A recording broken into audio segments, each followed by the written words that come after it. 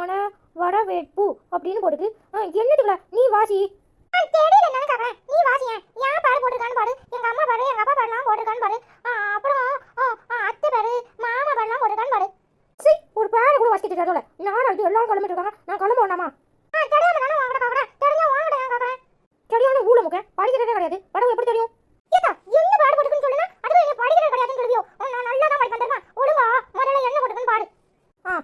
பாட்டுல மக்கு மண்டையா ரமேஷ், சுரேஷ், வனிதான்னு போட்டுருக்கலாம். பின்ன இதுக்கு மேல பெருசா போடணுமாக்கும். ஆமா, ரமேஷ், சுரேஷ், வனிதா அப்படி போட்டுக்கு. ரமேஷ்க்கு அப்புறம் சுரேஷ்னு போட்டுக்கு. அதான பார்த்தேன். என் பாட போடலனா இப்போ போய் ஆச்சிட்டு சண்டை போடலாம்னு இருந்தேன்.